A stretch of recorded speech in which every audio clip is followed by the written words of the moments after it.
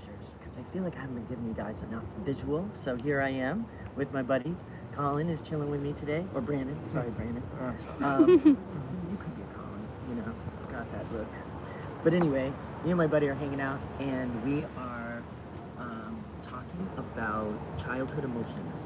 So I just wanted to kind of give an overview on it. One of the major things that develops in childhood is the theory of mind in realizing what you feel, think, and know, and then understanding that other people have different emotions and perspectives on the world too. This can be troublesome, and a lot of parents get mad because this is when kids start lying. So they're practicing like deception and knowing that I have information that you don't have. So most kids, when they're really little, they kind of believe that the whole world believes, thinks, acts, and feels just like they do. And that's called egocentrism. So what happens is egocentrism is gonna kind of, they decenter, and then they start to know that people might have other information that you don't have. And this is really key to understanding kids and their emotional abilities over time. The other thing, and this is just a fact of the brain, is your brain isn't completely even totally done until, or finished growing to its maximum potential until about 24 years old. So you can imagine little kids have really hard times regulating their emotions. And as parents, what we have to do is basically try to help them manage emotions and deal with them. One example is like kids throwing tantrums. You ever see a kid, and sometimes people get super judgmental, but if you have your own kid and they throw a tantrum in like a supermarket or something, it'll drive you crazy. But they all melt down the same way. It almost looks like they spiral into a little hole and then they're like inconsolable. The thing about crying is crying is actually more of a sonic barrier to help them manage emotion and push out extraneous information. Because if you think about it, when you cry, your eyes are wet, so you can't see. You can't hear anything because you're making more noise than people outside of your circle. And then it looks like they don't even have the capacity to really move because their emotions are just going haywire. So tantrums are a really normal thing. And if you watch kids do a tantrum, they're pretty much all exactly the same. So the skill of being a parent is trying to teach kids how to and emotionally coach them to be like, these are the feelings that you're feeling. This is how you respond in a healthy way when you're having these feelings. And then how to navigate them. So some folks have easier times with this, some folks have harder times with this. You can also look at this in terms of childhood temperament.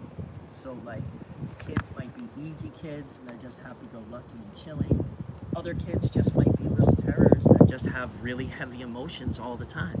So when you look at how emotions and stuff go, it's really powerful to see like just how people think, act, and feel over time. And we are all kind of navigating different emotions and stuff. One of the central things that you'll see in adulthood, so this is, you know, childhood, but if you look at a lifespan development perspective in emotion, like dialectical behavior therapy for folks that are borderline, what'll happen is you're basically training people how to deal with negative emotions in positive ways. Some people just don't have the tools, or they experience these emotions so intensely, they melt down. So the problem with like things like borderline is people simultaneously are trying to get attention, but they're also pushing people away at the same time. So then when their relationships are unstable, they're like, what happened? Well, they freaked out, pushed the person away, and if you push a person away enough times, they're gonna leave, you know? So this kind of is ways that you have to slow down when you feel like feelings of abandonment of those intense emotions. Other things too, if you look at just like navigating just our language around emotions. So a lot of the kind of extra stuff that I put in the modules would be like our circumplex model of mood. I don't think men generally have a lot of language for emotions, so then we can't really experience them or navigate them. If I talk to my friends, I'm like, how you doing? And they're like, good, a wicked pissed dude, right? Like they don't really have these like deep levels of emotion because we don't have a language for it. And then if we emotion dismiss as children, they're gonna grow up and you're not gonna have these like deep emotions and stuff, or ways to navigate them, or ways to talk about them, or places to put them.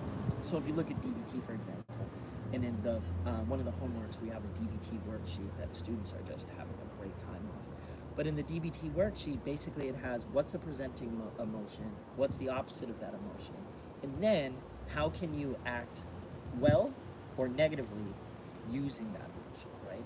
So sometimes it's just like taking the time out, asking for help. One question or thing that I think is really important in childhood and adulthood, if you find yourself getting super angry, ask yourself what you're afraid of, because that's usually what's under anger. And particularly for men, if we don't have emotional language, we are allowed to show anger, but for men, it's not really, acceptable to show sadness.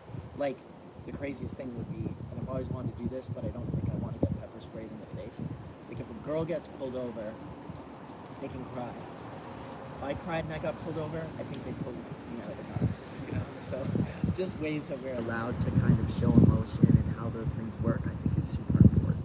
So anyway, that's just a little warm-up to get you thinking about childhood emotions and some adult emotions.